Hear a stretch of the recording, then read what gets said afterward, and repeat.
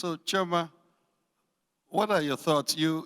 I was struck by one thing particular that Bamidele just said now, which was along the lines of elite collusion in our problems, that these problems did not create themselves and that most of the creating is not done by the poor people. What is your own thought as to whether this is how we find ourselves and what could be the interests of sections of the elite in creating such mayhem as we are now experiencing in our country, assuming that she has a point? Thank you very much, and thank you for having me here today. To respond directly to your question, I think that people profit from chaos, and that's exactly what's going on in Nigeria today. There are too many people profiting from chaos. There are too many people profiting from the anarchy that's currently going on in a number of places. That's a simple answer. The second thing I want to say here today is a quick response to what the chairman of the Nigerian Governors Forum, His Excellency Governor Fayemi, said earlier. He said something about the EndSARS movement being born out of youth restiveness. Quick response to that is that EndSARS was young people simply saying, stop killing us. I think we must ensure that we do not allow anything else stand as far as EndSARS is concerned. It was young people across the country in one voice saying, we want extrajudicial killings to stop.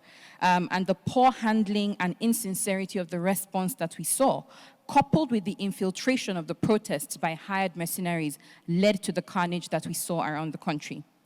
The other thing I want to say, and I'm grateful that we have His Excellency Malam Nasir El-Rufai and the chairman of the Governors Forum here, is that in June of 2020, the entire country, starting from federal to legislative to state governments, declared the state of emergency on sexual and gender-based violence. As a matter of fact, I'm wearing black today, standing with Ochanya in Benue, Barakat in Ibadan, standing with Vera in Benin, whose death, whose horrific rape and murder actually led to us convening the state of emergency GBV movement in June of 2020.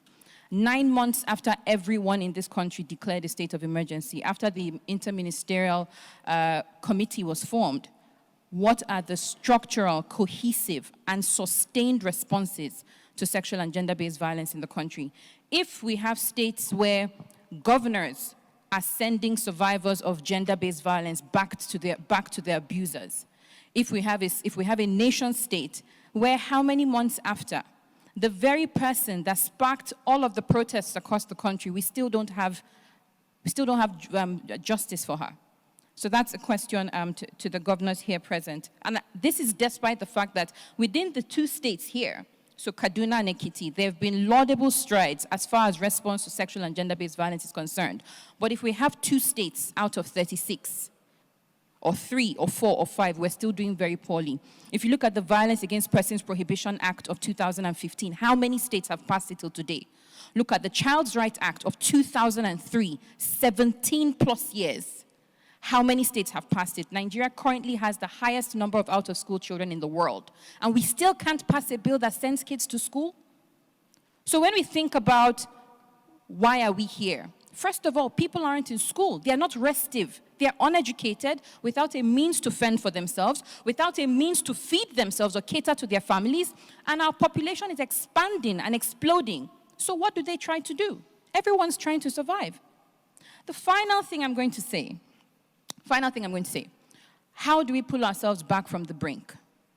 We need to build 2 things. 1, investment in the idea of Nigeria. Investment in the idea of the country, investment in the geopolitical idea that Nigeria is. We also need to build investment in our immediate environment. For instance, love your neighbor as yourself, regardless of who your neighbor is. But we won't do that if we don't trust that our government is loving us as well. And quite frankly, as a young Nigerian today, I don't feel loved by this government. I don't feel that in the midst of a pandemic, we were forced to go out to queue to register for NIN. And the incoherence of that, today go out, tomorrow come back, tomorrow there's a deadline, tomorrow there's no deadline, tomorrow we're going to use it for BVN, tomorrow we're going to use it for election registration. It was chaotic. That's not love. So we must build investment in citizens. This government must show us that they care about us. This government must show us that they love us. This government must show that we are the people that put them there. And I'm very grateful for Pastor Sam Adeyemi, and I do follow his teachings on social media, especially about nationhood and especially about citizen building. We must build this country together, but I can't outsource leadership to the person I elected to lead. Thank you. Thank you very much.